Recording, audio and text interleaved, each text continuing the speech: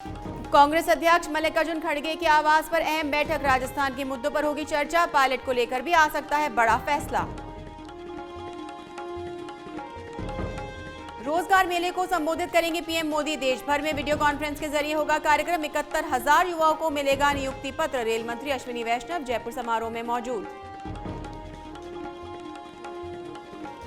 अंबेडकर जयंती से पहले भरतपुर में नदबई में तनाव। मूर्ति लगाने को लेकर भड़की हिंसा। रात भर पथराव के बाद हुई आगजनी। प्रदेशवासियों को मिली वंदे भारत एक्सप्रेस की सौगात। हरी झंडी मिलने के बाद आज से सफर का आनंद ले रहे यात्री। अजमेर से दिल्ली कैंट तक दौड़ेगी वंदे भारत। डॉक्टर भीमराव अंबेडकर की जयंती पर अवकाश की घोषणा। 14 अप्रैल को देश भर में रहेगा अवकाश। केंद्र सरकार का फैसला।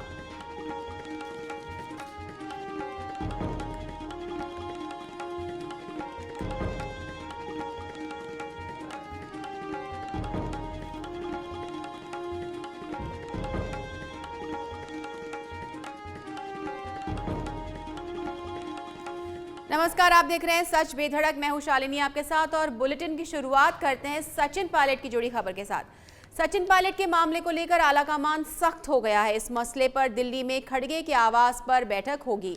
बैठक से पहले प्रदेश प्रभारी रंधावा का बड़ा बयान आया है, जिसमें उन्होंने कहा है कि कार्रवाई तो पहले भी होनी चाहिए थी, लेकिन अब कार्रवाई होगी। दरअसल सचिन पायलट के मसले पर प्रभारी सुखजिंदर सिंह रंधावा बुधवार को पार्टी अध्यक्ष मल्लिकार्जुन खड़गे से मिले। इस दौरान उन्होंने राजस्थान के सियासी घटनाक्रम की जानकारी दी। खड़गे से मुलाकात के बाद रंधावा ने कहा कि एक छोटी बैठक हुई है, अभी एक बड़ी बैठक होगी, उसके बाद फैसला लिया जाएगा। राजस्थान के नेताओं से हम बातचीत कर रहे हैं, हम राजस्थान को पंजाब नहीं बनने देंगे। सचिन पायलट का मुद्दा सही, लेकिन तरीका गलत।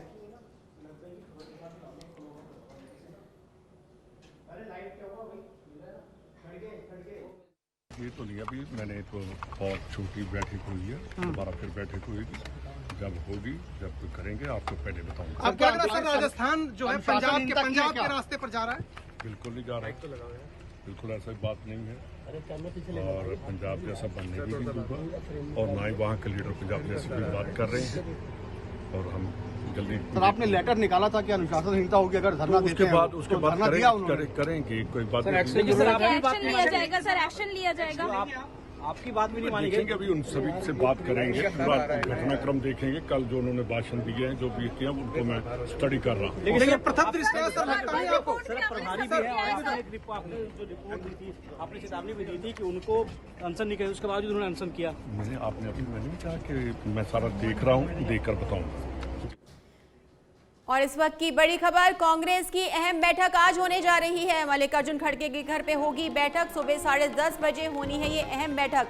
राजस्थान के मुद्दे को लेकर होगी चर्चा। सचिन पायलट को लेकर भी हो सकता है फैसला। इस वक्त की बड़ी खबर आ रही है, सचिन पायलट के को लेकर हो सकता है बड़ा फैसला। राजस्थान के मुद्दे को लेकर होगी अहम बैठक। सचिन पायलट के ऊपर फैसला भी आ सकता है। मल्लिकार्जुन खड़गे के घर पर होगी बैठक। कांग्रेस की अहम बैठक आज सुबह 10:30 बजे होनी है, जिसमें राजस्थान के मुद्दे को लेकर चर्चा होगी।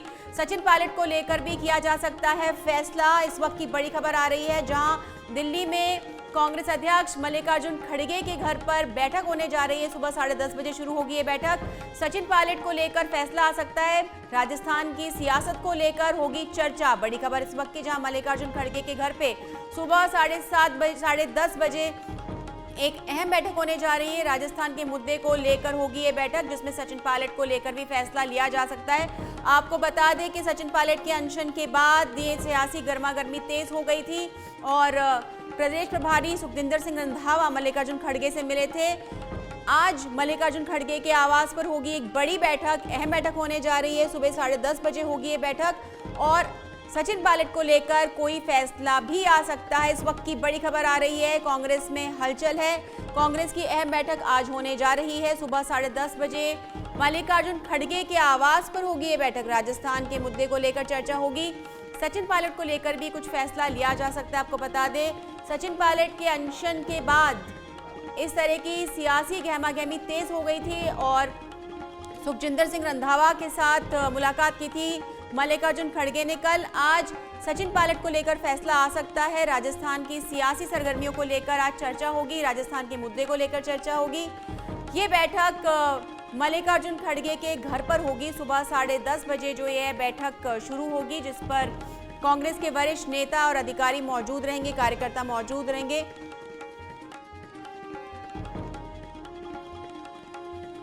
और इसी खबर पर जुड़े हैं हमारे सहयोगी लाइव हमारे साथ राजीव तिवारी। राजीव, सियासी गर्मागर्मी तेज है राजस्थान की। मल्लिकार्जुन के घर पे कल भी बैठक हुई थी और आज भी अहम बैठक होने जा रही है, क्या लगता है आपको? बिल्कुल, सबसे पहले मैं बताना चाहूँगा कि इस समय मैं सचिन पायलट के 5 कैनिंग लेन स्थित आवास के बाहर खड़ा हूँ। सचिन पायलट यहीं पे मौजूद हैं और बताया जा रहा है कि जब 10:30 बजे बैठक शुरू होगी मल्लिकार्जुन खड़गे के घर पे, तो वहाँ सचिन पायलट भी रहेंगे। जैसा कि जो सुखजिंदर रंधावा प्रभारी हैं, उन्होंने कहा था कि सचिन पायलट को मना करने के बाद भी उन्होंने अनशन किया, तो यह अनुशासनहीनता है और उनके ऊपर पार्टी एक्शन लेगी।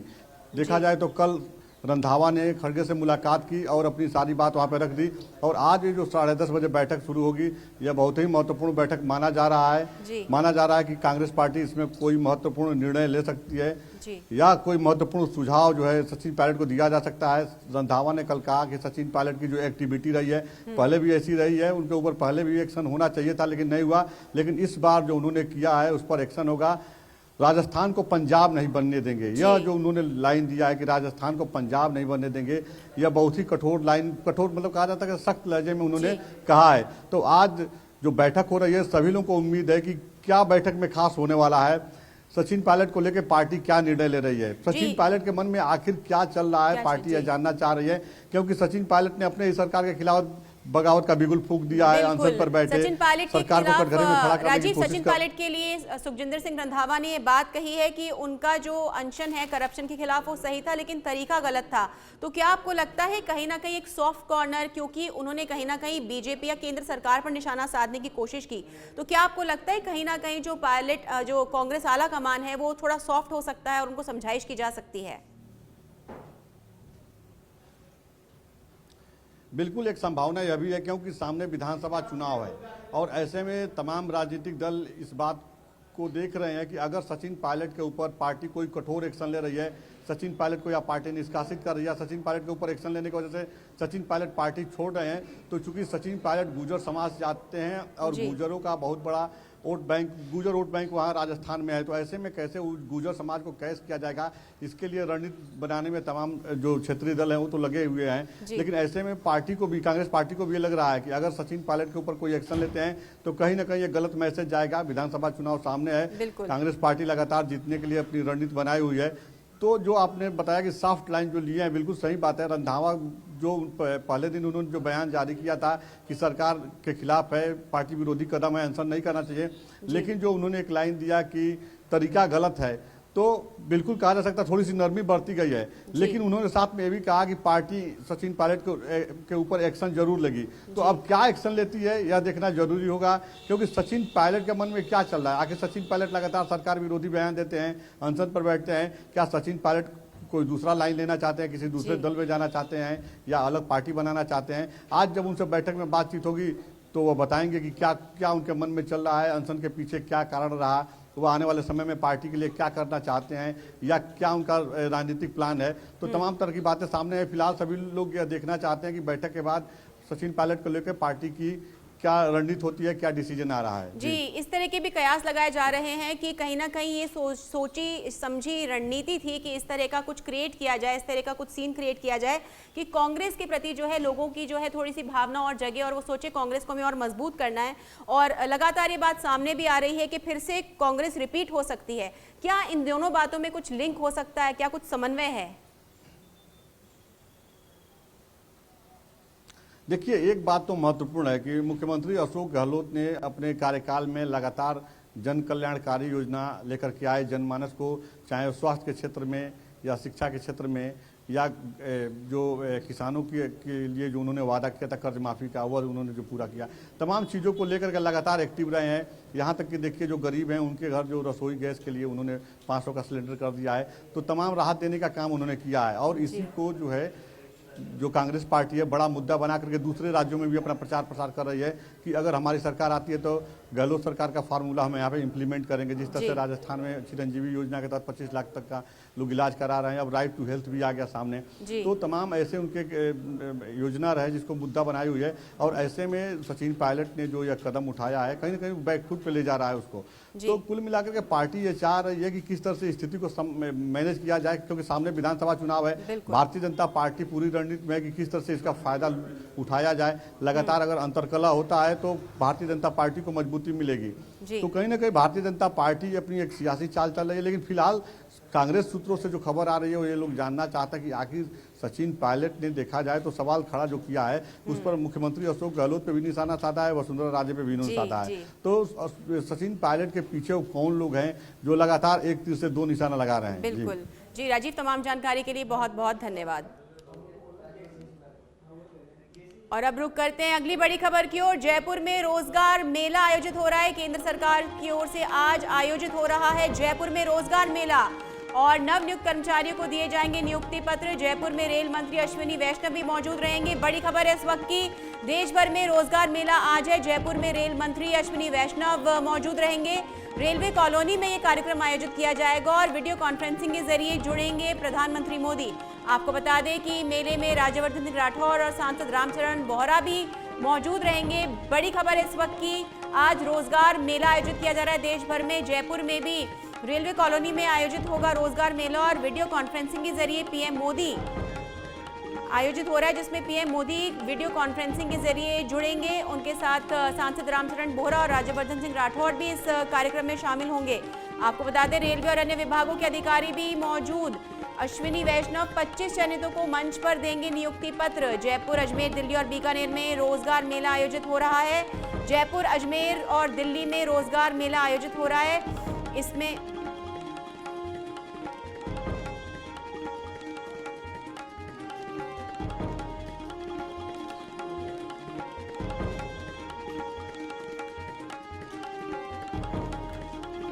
और आइए आपको बता दें कि रोजगार मेले में राज्यवर्धन सिंह राठौर क्या कुछ कह रहे हैं। भारत का ओपिनियन इतना इंपॉर्टेंट नहीं होता था, लेकिन आज बहुत महत्वपूर्ण हो गया है। और ये सारे उदाहरण आपको दिखाई देते हैं, आपके आंखों के सामने है। आज पूरे भारत के अंदर इस श्रृंखला के अंदर 31,000 नौकरियां दी जा रही हैं, और राजस्थान के अंदर तकरीबन 6,400 नौकरियां मिल रही हैं। मैं आप सभी को बहुत बहुत बधाई देता हूं। मैं अश्विनी वैष्णव जी के डिपार्टमेंट्स को बधाई देता हूं। मैं प्रधानमंत्री मोदी जी को धन्यवाद देता हूं, और आप सबको शुभकामनाएं देते हुए अपनी वाणी को यहीं विराम देता हूं, इस उम्मीद से और इस प्रार्थना से कि प्रधानमंत्री मोदी जी का जो विश्वास आप सभी युवाओं में है, आप उसको कायम रखिएगा, अपने आप को मजबूत करिएगा। जब प्रधानमंत्री मोदी जी फिट इंडिया की बात करते हैं तो उसमें हर नागरिक स्वस्थ हो, शरीर से मजबूत हो, दिमाग से चुस्त हो, उसकी बात करते हैं। तो आप सब फिट होंगे तभी भारत फिट होगा। जिस तरह से प्रधानमंत्री मोदी जी ने कहा कि भारत सुपर हिट होगा। बहुत बहुत धन्यवाद। बहुत बहुत धन्यवाद माननीय तो अभी आपने देखा राज्यवर्धन सिंह राठौर ने प्रधानमंत्री मोदी का आभार व्यक्त किया और सभी नवनियुक्त कर्मचारियों को बधाई दी है। आपको बता दें कि रोजगार मेले में नवनियुक्त जो कर्मचारी हैं उनको नियुक्ति पत्र दिए जाएंगे। जयपुर की रेलवे कॉलोनी में ये कार्यक्रम आयोजित किया जा रहा है। रेल मंत्री अश्विनी वैष्णव भी मौजूद है, सांसद रामचरण बोहरा भी मौजूद है, और राज्यवर्धन सिंह राठौर ने अभी कहा कि उन्होंने वो प्रधानमंत्री मोदी का आभार जताया और सभी नवनियुक्त कर्मचारियों को उन्होंने बधाई दी। आपको बता दें कि वीडियो कॉन्फ्रेंसिंग के जरिए पीएम भी जुड़ने वाले हैं।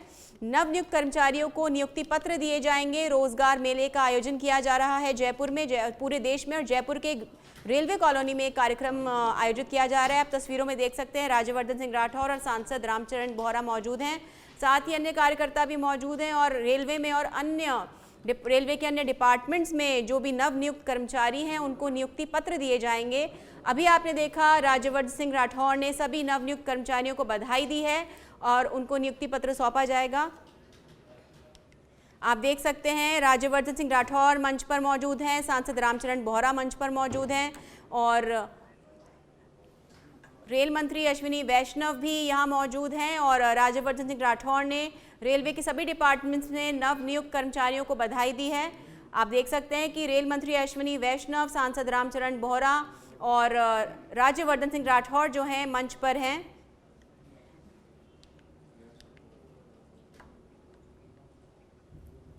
आपको बता दें कि रेल मंत्री अश्विनी वैष्णव 25 नियुक्ति पत्र सौंपेंगे। 25 चयनितों को दिया जाएगा नियुक्ति पत्र। रेल मंत्री अश्विनी वैष्णव के द्वारा जयपुर, अजमेर, दिल्ली और बीकानेर में रोजगार मेला आयोजित हो रहा है। केंद्र सरकार आपको बता दें कि वीडियो कॉन्फ्रेंसिंग के जरिए प्रधानमंत्री भी जुड़ेंगे इस कार्यक्रम से और पूरे देश भर में 31,000 नियुक्ति पत्र जो है दिए जाएंगे।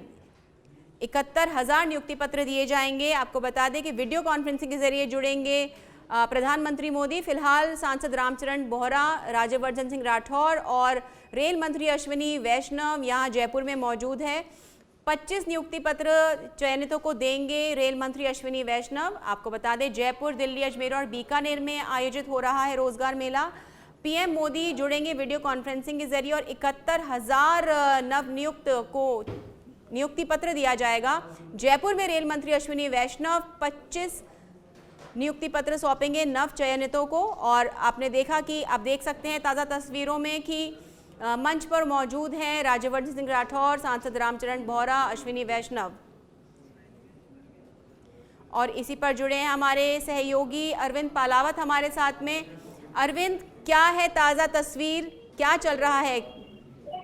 जी बिल्कुल, देखिए जो चौथा रोजगार मेला है उसका आयोजन यहाँ पर हो रहा है। आज पूरे देश भर में रोजगार मेला आयोजित हो रहा है जिसमें 71,000 से अधिक युवाओं को सरकारी नौकरी के नियुक्ति पत्र का अपॉइंटमेंट लेटर्स है वो यहाँ पर दिए जाएंगे। और इस वक्त गणपति नगर स्टेडियम में एक बड़ा कार्यक्रम, जो भव्य कार्यक्रम है वो यहाँ चल रहा है जिसमें रेल मंत्री अश्विनी वैष्णव मौजूद हैं, सांसद रामचरण बोहरा, सांसद राज्यवर्धन राठौड़ यहाँ पर मौजूद हैं और जो चयनित हैं उनको यहाँ पर नियुक्ति पत्र दिए जाएंगे। पूरे राजस्थान में 6,366 अभ्यर्थियों को ये नियुक्ति पत्र मिलेंगे। और इस वक्त एक डॉक्यूमेंट्री जो है वो यहाँ पर चल रही है जिस डॉक्यूमेंट्री में केंद्र सरकार की जो योजनाएं हैं उन योजनाओं का जो वर्णन है वो यहाँ पर किया जा रहा है। साथ ही रोजगार मेले में जो नियुक्ति पत्र पाने वाले युवा हैं उनकी भी जो बातें हैं वो यहाँ पर दिखाई जा रही है, आखिर किस तरीके से उन्होंने नौकरी हासिल की। कई जो दृष्टिबाधित जो ब्लाइंड्स हैं उनको यहाँ पर नौकरी मिल रही है तो उन्होंने अपना एक्सपीरियंस जो है वो इस डॉक्यूमेंट्री के माध्यम से शेयर किया है। परिवार के जो लोग हैं जिनको नौकरियां मिली हैं उन्होंने अपने जो विचार है वो यहाँ पर रखे हैं और बताया है कि आखिर किस तरीके से उन्होंने रोजगार मिला। इससे पहले सांसद रामचरण बोहरा का भाषण हुआ, उन्होंने कहा कि देश में एक ऐसा माहौल बन रहा है कि अब रोजगार के जो अवसर हैं वो विकसित हो रहे हैं। वहीं राज्यवर्धन राठौड़ ने कहा कि 2014 के बाद में रोजगार के नए नए अवसर विकसित हुए हैं और आज विदेशी जो कंपनीज है वो इंडिया में आकर के अपना जो बिजनेस सेटअप है वो यहाँ पर कर रही है। प्रधानमंत्री नरेंद्र मोदी की ओर से युवाओं को कई बड़े अवसर है वो यहाँ पर दिए गए हैं और इन अवसरों में यदि बात की जाए तो स्टार्टअप जो है तो विशेष छूट जो है या विशेष लाभ जो है वो यहाँ पर दिए जा रहे हैं जिसके कारण युवा जो है वो सक्षम बन रहे हैं। साथ ही युवा स्किल डेवलप भी यहाँ पर हो रहे हैं। इन तमाम चीजों को लेकर के और उन्होंने लगातार ये कहा कि आगे भी इसी तरह के जो रोजगार मेले हैं वो आयोजित होंगे और युवाओं को रोजगार मिलेंगे। जी, अगर आपने डॉक्यूमेंट्री देखी हो तो किस तरह की तैयारी बताई और जो युवा हैं जिनको नियुक्ति पत्र मिलने जा रहे हैं क्या उनकी तरफ से कोई बात सामने आई, किस तरह से उन्होंने खुशी जाहिर की है? जी बिल्कुल, देखिए युवाओं ने इस डॉक्यूमेंट्री में काफी खुशी जाहिर की है और खुशी इस बात की भी है कि उनको जो नियुक्ति पत्र है वो खुद रेल मंत्री अश्विनी वैष्णव के हाथों से मिलेगा। इसमें केवल रेल विभाग ही नहीं बल्कि केंद्र सरकार के जो अन्य विभागों के नवनियुक्त कर्मचारी हैं उनको भी यहाँ पर नियुक्ति पत्र वितरित किए जाएंगे और प्रथम जो 25 जो चयनित हैं उनको यहाँ पर रेल मंत्री अश्विनी वैष्णव मंच से नियुक्ति पत्र देंगे और उसके बाद अन्य जो अभ्यर्थी जो चयनित होंगे उनको संबंधित विभाग के अधिकारी इसी मंच से नियुक्ति पत्र देंगे। और जिस डॉक्यूमेंट्री में मैं भी बात कर रहा था उस डॉक्यूमेंट्री में युवाओं ने ये बताया कि किस तरह से उन्हें रोजगार मिला, किस तरह से, क्योंकि देखिए लगातार कई तरह की जो बातें हैं, पेपर लीक है या अन्य चीजें हैं, तो ऐसी स्थिति में जब किसी युवा को रोजगार मिलता है तो कहीं ना कहीं जो खुशी है उसकी वो यहाँ पर होती है। और रोजगार के बाद में भी जब उसको नियुक्ति पत्र दिया जाता है, परीक्षा में पास होना अलग बात है, लेकिन जब उसको नियुक्ति पत्र दिया जाता है जिसका मतलब है कि आप आज से ही जो नौकरी है वो आपकी शुरू हो चुकी है, तो उसकी जो खुशी है वो जाहिर सी बात है कि एक उसका अंदाजा लगाना भी बड़ा मुश्किल है। तो ऐसे में उन युवाओं ने अपनी बात रखी। उन युवाओं ने कहा कि अब हमें मौका मिल रहा है कि हम केंद्र सरकार के साथ जुड़ करके देश के भविष्य को बेहतर बनाने के लिए अपना योगदान देंगे। और रेल विभाग के साथ अन्य जो विभागों बिल्कुल के अरविंद, कर्मचारी कल हैं, प्रदेश वो को भी वंदे भारत की सौगात मिली। आज रोजगार मेला है जहां प्रदेश के 6000 से ज्यादा युवाओं को जो है नियुक्ति पत्र मिलने जा रहा है। कहीं ना कहीं क्या आपको लगता है कि इससे जो वोट बैंक है या जो राजनीति का कुछ समीकरण भी बैठता है?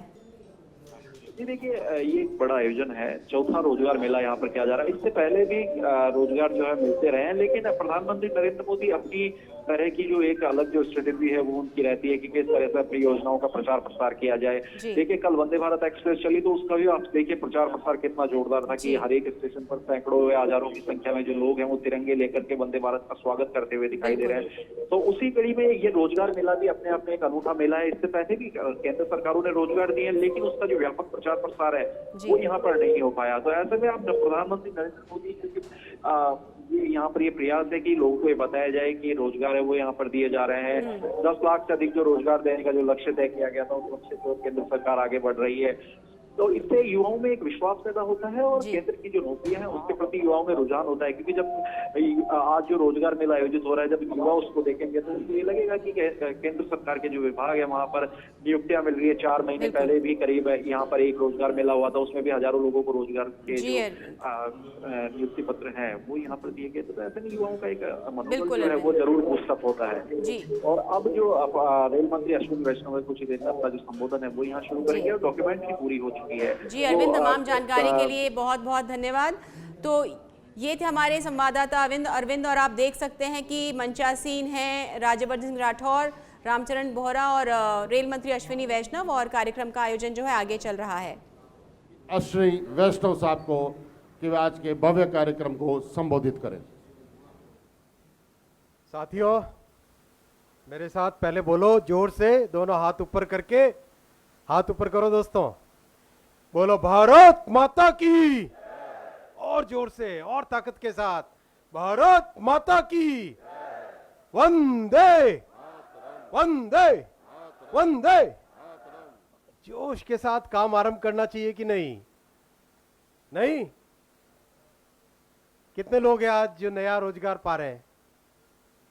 देखो, इतने बड़े नौजवान, इतने शानदार संख्या में, पूरे जोश के साथ काम आरंभ करना है। एक नई जिंदगी की शुरुआत हो रही है आज आपकी।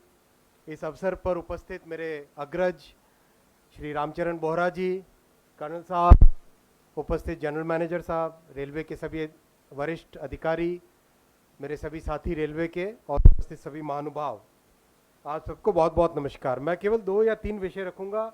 10:30 बजे प्रधानमंत्री जी हमारे साथ जुड़ेंगे और संबोधन के बाद में सभी को जो अपॉइंटमेंट लेटर्स हैं वो दिए जाएंगे। पहला विषय मैं रखूंगा आपके सामने, कैसे प्रधानमंत्री जी ने एक अद्भुत पारदर्शिता वाला सिस्टम तैयार किया है।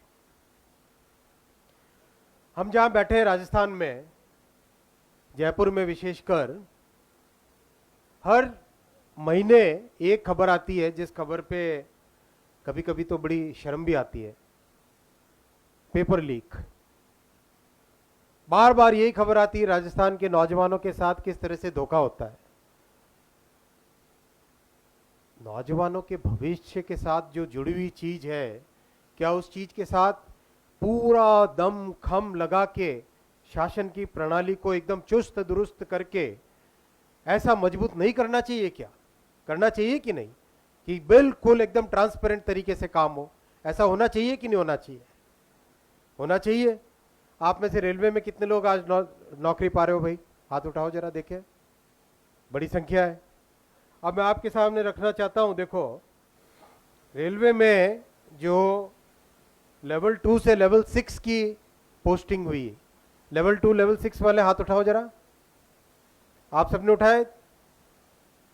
211 शहर, नोट करना, 211 शहर, 726 सेंटर, 133 शिफ्ट, 66 दिन तक काम चला, 66 डेज तक काम चला, 133 शिफ्ट्स में, 15 भाषाओं में, उत्तर से पश्चिम, दक्षिण, साउथ, सेंटर, तमिल से लेके तेलुगु तक, राजस्थान में हिंदी से लेके गुजरात में गुजराती तक, बंगाल में बंगला से लेके हर एक भाषा में 15 भाषाओं में काम हुआ।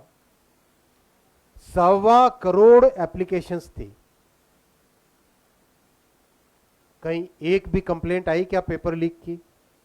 बताओ साथियों, आप में से कहीं कोई एक भी कंप्लेंट आई क्या पेपर लीक की?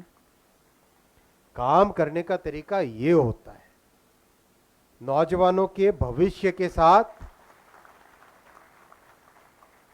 नौजवानों के भविष्य के साथ जो खिलवाड़ करते हैं उनको जान लेना चाहिए कि काम करने का तरीका ये होता है। अब मैं आपको लेवल 1 का बताऊंगा।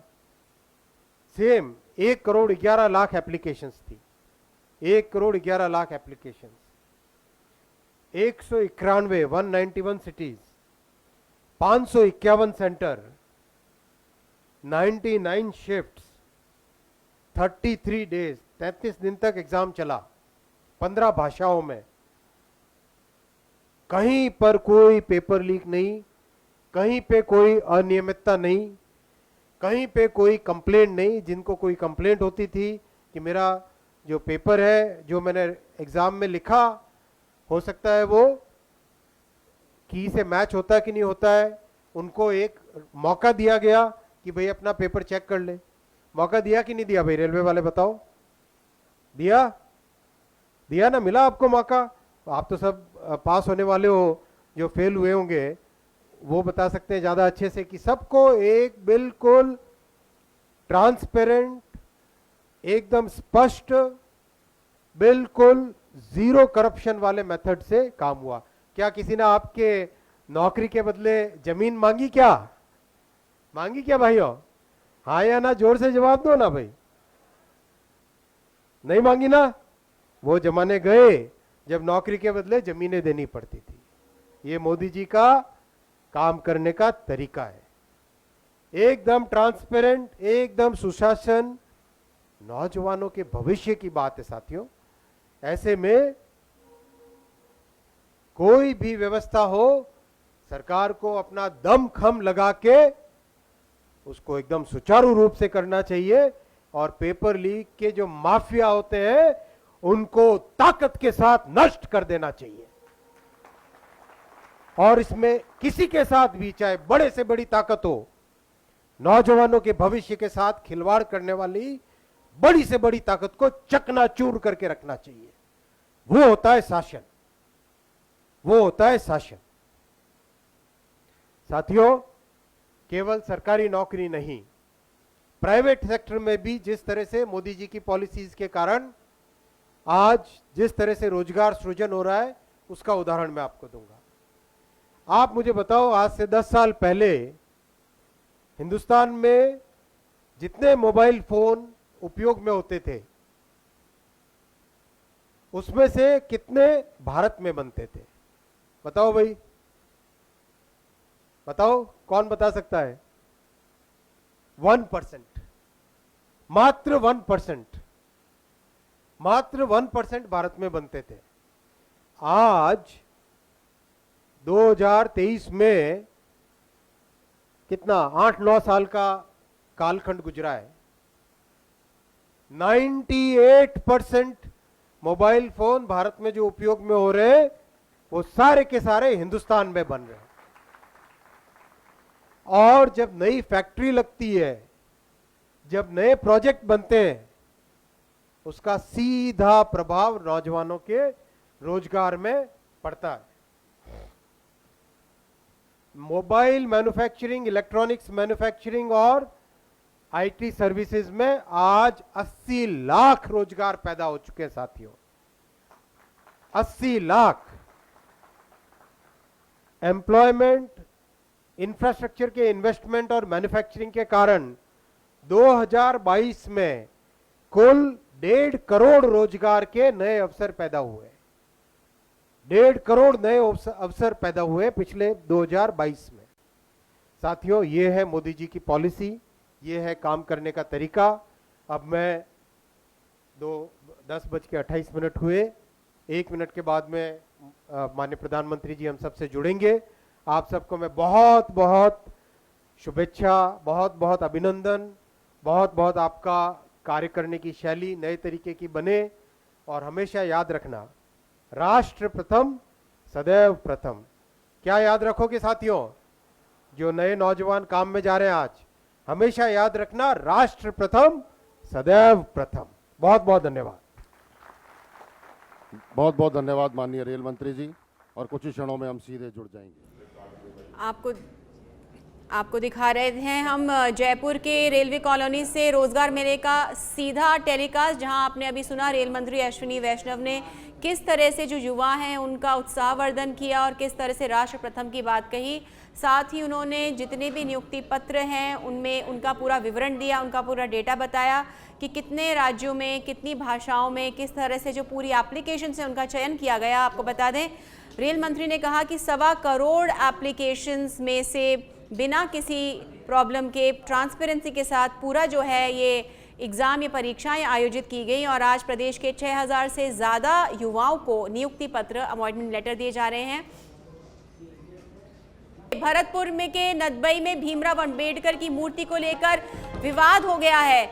मामला इतना बढ़ गया कि बवाल, पत्थरबाजी और आगजनी की घटना हो गई। आपको बता दें कि बेलारा बाईपास पर पुलिस ने जाब्ता तैनात कर दिया है। देर रात 5 से 6 बार पुलिस पर पथराव किया गया। बड़ी खबर आ रही है इस वक्त की भरतपुर से, जहां नदबई में बवाल हो गया।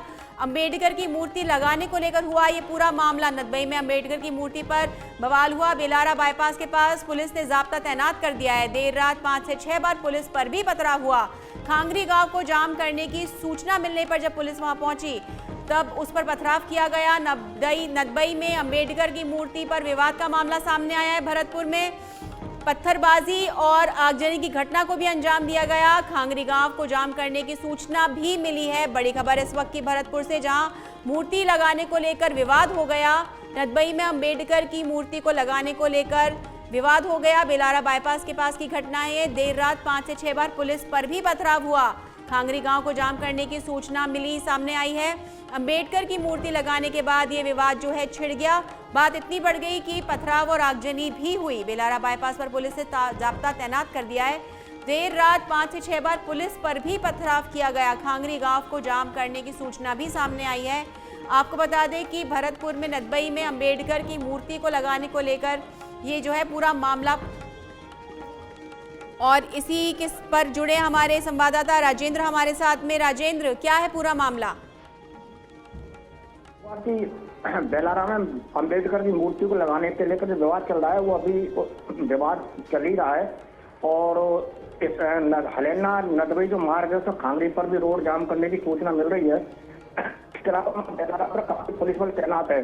एडिशनल एसपी रणवीर सिंह कबिया, अनिल मीणा और सीओ अजय शर्मा सहित अन्य अधिकारी, पुलिस अधिकारी और काफी संख्या में पुलिस बल मौजूद है। और रात को इसे समझौते को जो पहल हुई थी उसको स्वीकार नहीं करते हुए रात को करीब 5-6 बार ही मतलब पुलिस पर पथराव, आगजनी, इस तरह की घटनाएं वहां घटित हुई हैं। और ये सूचना मिल रही है कि अब 10 बजे के बाद में काफी लोग इकट्ठे होंगे और माहौल को देखने वाली बात है। और कैबिनेट मंत्री विश्वेंद्र सिंह के सुपुत्र अनिल सिंह ने भी ट्वीट किया है और उन्होंने कहा कि 1 बजे मैं वहां पहुंचूंगा बेलारा पर। तो राजेंद्र, पूरी घटना हुई क्यों? ऐसा क्या हुआ जो इतना विवाद हो गया और इतनी बड़ी घटना हो गई? किस बात को लेकर जो है ये बवाल शुरू हुआ? जी, इसका प्रमुख कारण है कि वहाँ बेलारा पर अभी नगर पालिका की ओर से कहा गया था कि यहाँ अम्बेडकर की मूर्ति स्थापित करेंगे, जबकि वहाँ जाट समाज और अन्य समाज के लोगों का ये कहना है कि यहाँ पर सूरजमल भरतपुर के संस्थापक उनकी मूर्ति की स्थापना होनी चाहिए। इसको लेकर के दोनों पक्षों के विवाद हुआ था। और कल कैबिनेट मंत्री विश्वेंद्र सिंह और जो मूर्ति को लगाने के में जो पक्षधर है नदबई के विधायक देवनारायण बोरो के अध्यक्ष, उनके बीच सहमति भी बनी थी। उस सहमति प्रशासनिक अधिकारियों की मौजूदगी में थी, लेकिन उस सहमति को इन लोगों ने स्वीकार नहीं किया है। इस सहमति में ये था कि अम्बेडकर की मूर्ति बेलारा पर लगेगी और सूरजमल की और भगवान परशुराम की मूर्ति डेरा मोड़ के पास स्थापित की जाएगी। तो उसको वो सहमति को मानने को तैयार नहीं है। उनका कहना है कि यहाँ सूरजमल की ही मूर्ति लगेगी। इसको लेकर के विवाद का मुख्य कारण ये है। इसका असर भरतपुर में भी देखने को मिल रहा है। आज अभी भी मतलब लीग के उप प्रधान है ममोदेव सिंह, उन्होंने भी लोगों को आह्वान किया है कि यहाँ इकट्ठे हो हमारा सूरजमल तराई पर और वहां से बेलारा के लिए रवाना करेंगे। यहाँ पर भी काफी पुलिस फोर्स और पुलिस के इंतजाम किए गए। फिलहाल स्थिति नियंत्रण में है? फिलहाल क्या स्थिति है वहाँ पर? अभी तो हालात नियंत्रण में है, स्थिति ठीक है। पुलिस बल और पुलिस का जाब्ता काफी मौजूद है और प्रशासन और उसके अधिकारी निगरानी बनाए हुए हैं। अभी दोपहर को 1 बजे जब वो उसका मंत्री पुत्र वहां पहुंचेंगे तो उसके बाद की स्थिति पर पता लगेगा। जी राजेंद्र, तमाम जानकारी के लिए बहुत बहुत धन्यवाद। तो ये थे हमारे संवाददाता राजेंद्र जती, जिन्होंने बताया कि अम्बेडकर की मूर्ति को लेकर विवाद शुरू हुआ। एक समुदाय विशेष अम्बेडकर की मूर्ति नहीं लगवाना चाहता था और उसी को लेकर जो है पूरा विवाद शुरू हुआ। बात बढ़ गई, बवाल हो गया और पथराव और आगजनी की घटना भी हुई। पुलिस ने जाब्ता तैनात कर दिया। खांगरी गांव को जाम करने की सूचना मिलने पर फिलहाल जो स्थिति है वो नियंत्रण में है, जैसा कि हमारे संवाददाता ने हमें बताया।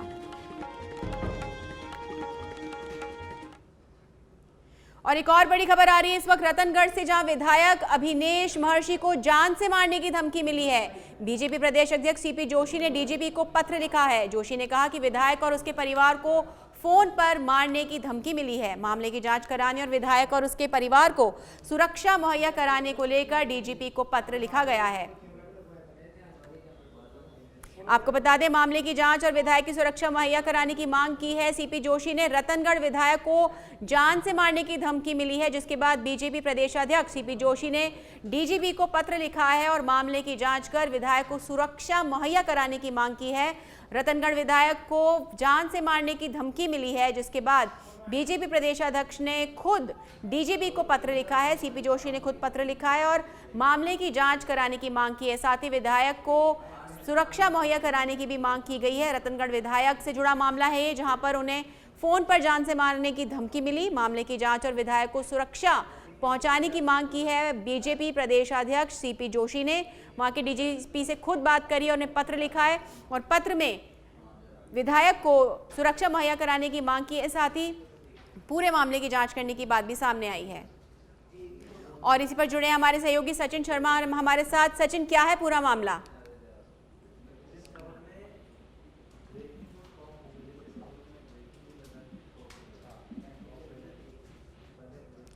जी, सचिन से हमारा संपर्क नहीं हो पा रहा है। आपको बता दें कि विधायक रतनगढ़ विधायक को जान से मारने की धमकी मिली, जिसके बाद बीजेपी प्रदेशाध्यक्ष सीपी जोशी ने डीजीपी को पत्र लिखा है और हमारे सहयोगी से हमारा संपर्क दोबारा हो गया है। सचिन, क्या है पूरा मामला?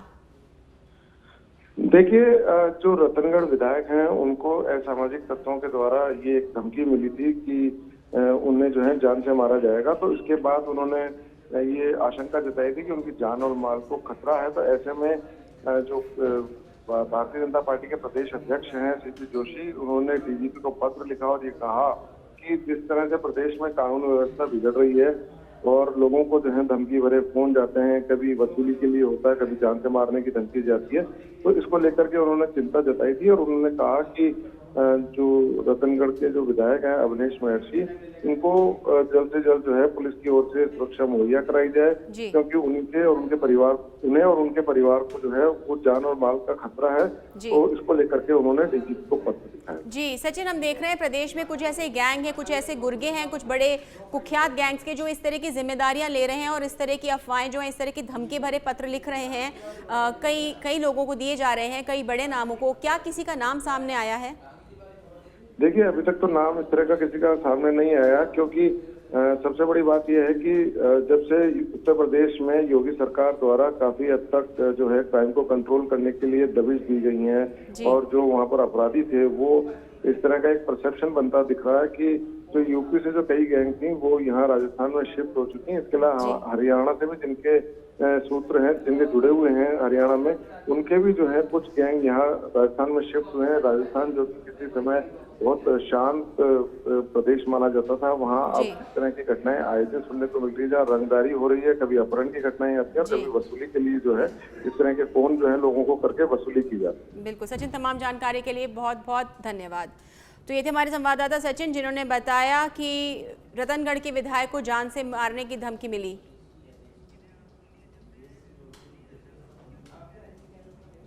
और आइए आपको सीधे लिए चलते हैं दिल्ली और बताते हैं कि प्रदेश प्रभारी सुखजिंदर सिंह रंधावा क्या कह रहे हैं। तो बीजेपी का कभी आपने पूछा कि वहाँ के एक्स डिप्टी सीएम को उन्होंने टिकट नहीं दी, उनका क्या होगा? थोड़ी बहुत बातें, थोड़ा आप एक साइड वन साइडेड मत चलिए। आप मेरे को अपोजिशन पार्टी के बारे में पूछे, एक का जवाब हाँ करेंगे, कोई बात नहीं। फलाहत करेंगे।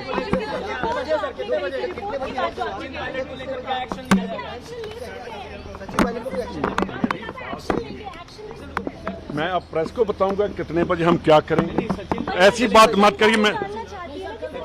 मैं जनता भी नहीं जानना चाहती, सिर्फ बीजेपी के सपोर्टर जो मीडिया है वो जानना चाहते हैं, बस और कुछ नहीं। हमारे वर्ग जरूर करेंगे, हम एक्शन करेंगे, पहले चर्चा करेंगे। तो आपने देखा प्रदेश प्रभारी सुखजिंदर सिंह रंधावा को, जिन्होंने कहा कि वो क्या एक्शन करेंगे उसको प्रेस को नहीं बताना चाहते, और उन्होंने कहा बीजेपी की साजिश है जिसकी वजह से वो नहीं बताना चाह रहे। वो क्या एक्शन करेंगे वो समय अनुसार खुद बताएंगे। और रुक करते हैं अगली खबर की ओर। खबर उदयपुर से है, जहां पूर्व सीएम वसुंधरा राजे डाबोक एयरपोर्ट पहुंची। राजे का एयरपोर्ट पर जोरदार स्वागत किया गया। आपको बता दें, राजे आसपुर के पूर्व विधायक द्वारा आयोजित भागवत कथा में शामिल होंगी, जिसके बाद आज रात को उदयपुर में ही रुकेंगी राजे।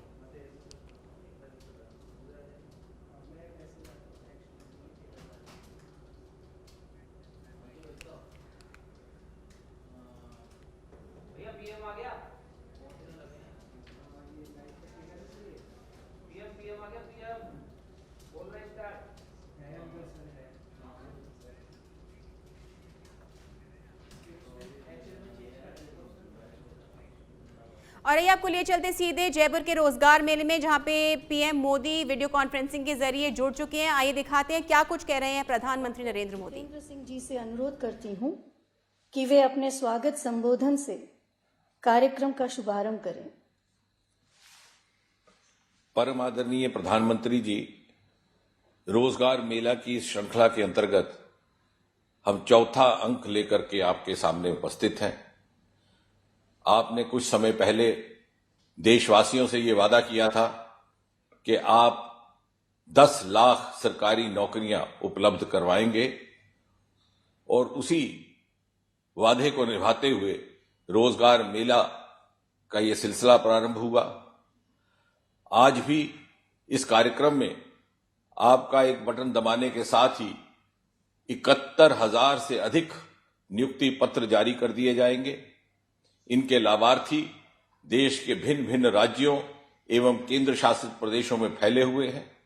ये नियुक्तियां भिन्न भिन्न पदों पर भिन्न भिन्न स्तर पर की जा रही हैं, और ये नियुक्तियां भिन्न भिन्न मंत्रालयों एवं भिन्न भिन्न विभागों में की जा रही हैं, जैसे कि रक्षा मंत्रालय, गृह मंत्रालय, हायर एजुकेशन, डिफेंस इत्यादि इत्यादि।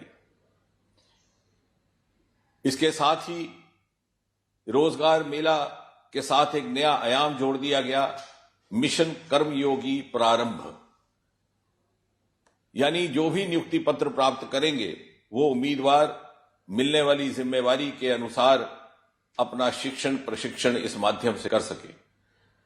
आज भी पिछली बार की तरह देश भर से 45 स्थान इस कार्यक्रम से जुड़े हैं, जो आपका संबोधन सुनने का इंतजार कर रहे हैं। प्रधानमंत्री जी, जब बात रोजगार की होती है तो एक बात का उल्लेख करना जरूरी बन जाता है।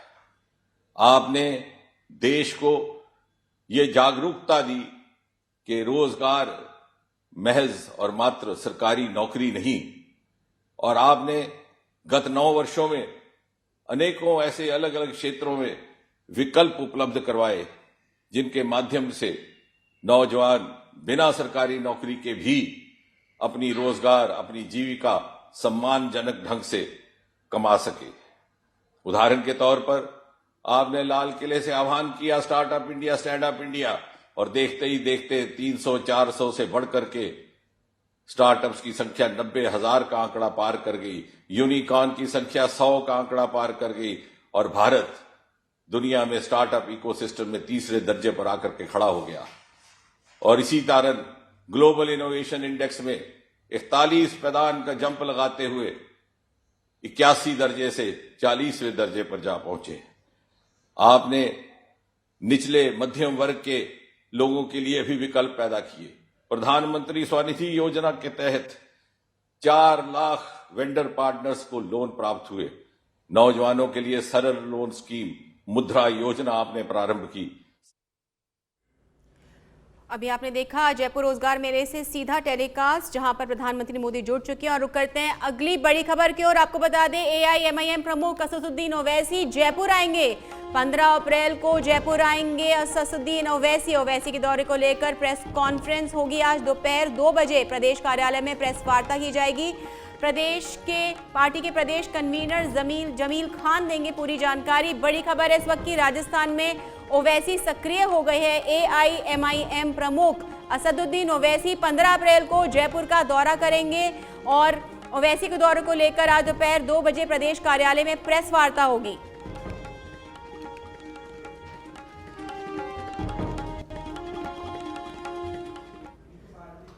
और अगली बड़ी खबर जयपुर से, जहां जिला रसद अधिकारियों की समीक्षा बैठक आज आयोजित होगी। खाद्य मंत्री प्रताप सिंह खाचरियावास बैठक लेंगे। दोपहर 12 बजे होगी समीक्षा बैठक। इंदिरा गांधी पंचायती राज संस्थान में होगी ये मीटिंग। बड़ी खबर इस वक्त की जयपुर से, जहां खाद्य मंत्री प्रताप सिंह खाचरियावास आज दोपहर 12 बजे समीक्षा बैठक लेंगे। इंदिरा गांधी पंचायती राज संस्थान में ये बैठक आयोजित होगी। जिला रसद अधिकारियों की समीक्षा बैठक आज आयोजित होगी, जिसे खाद्य मंत्री प्रताप सिंह खाचरियावास संबोधित करेंगे। दोपहर 12 बजे होगी समीक्षा बैठक। इंदिरा गांधी पंचायती राज संस्थान में ये बैठक आयोजित होगी। जिला रसद अधिकारियों की समीक्षा बैठक आज होगी।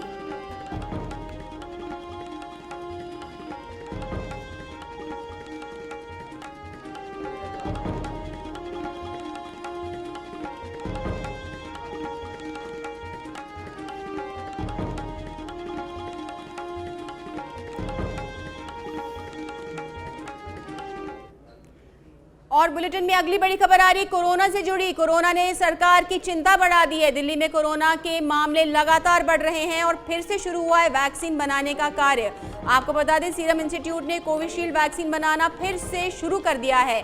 90 दिनों में 60 से 70 लाख खुराक उपलब्ध कराई जाएंगी। इस वक्त की बड़ी खबर आ रही है, कोरोना ने एक बार फिर से सरकार की चिंता बढ़ा दी है और कोविशील्ड का जो उत्पादन है फिर से शुरू हो गया है। कोविशील्ड वैक्सीन बनाने का कार्य एक बार फिर शुरू हो गया है।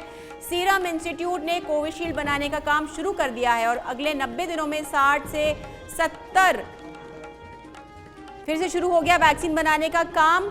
सीरम इंस्टीट्यूट कोविशील्ड बनाना शुरू कर दिया है। 60 से 70 लाख खुराक कराई जाएंगी उपलब्ध। 90 दिनों के अंदर 60 से 70 लाख खुराक एक बार फिर उपलब्ध कराई जाएंगी। कोरोना के बढ़ते मामलों को लेकर एक बार फिर से सरकार सतर्क हो गई है। सीरम इंस्टीट्यूट ने कोविशील्ड बनाना शुरू कर दिया है। अगले 90 दिनों में 60 से 70 लाख दवाएं जो है डोज जो है उपलब्ध कराई जाएंगी।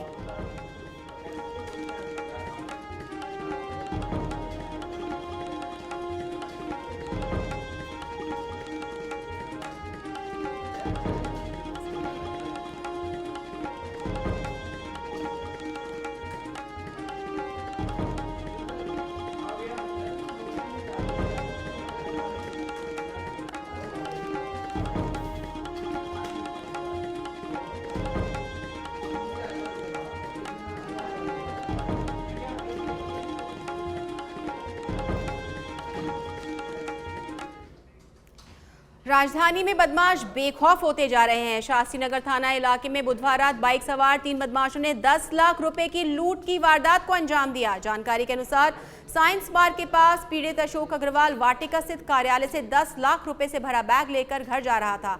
इसी दौरान बदमाशों ने पीड़ित को सड़क पर गिराकर मारपीट कर बैग लूट लिया और फरार हो गए। लूट की वारदात की सूचना पर पुलिस ने पूरे इलाके में ए श्रेणी की नाकाबंदी करवाई है, लेकिन बदमाशों का कोई सुराग नहीं लग पाया है। पीड़ित ने शिकायत कर पुलिस ने मामला दर्ज कर जांच शुरू कर दी है। वहीं पुलिस ने घटनास्थल के आसपास के सीसीटीवी फुटेज भी खंगालने शुरू कर दिए हैं।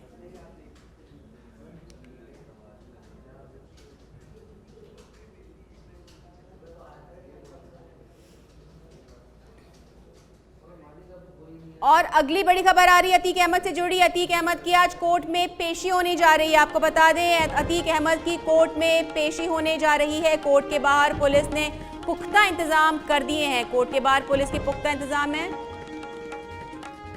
अतीक अहमद की कोर्ट में पेशी, आपको बता दें कि अतीक अहमद की कोर्ट में पेशी होने जा रही है। कोर्ट के बाहर पुलिस ने पुख्ता इंतजाम कर दिए हैं।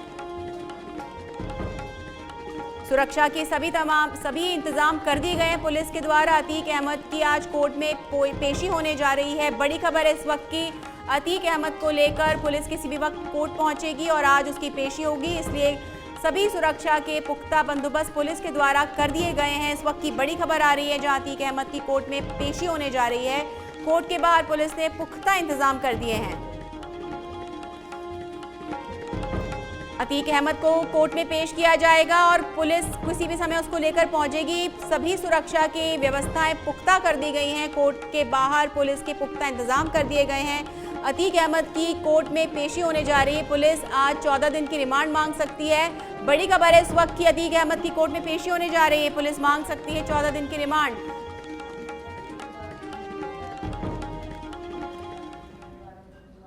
खबरों में फिलहाल इतना ही। देश दुनिया की तमाम खबरें देखने के लिए आप देखते रहिए सच बेधड़क। नमस्कार।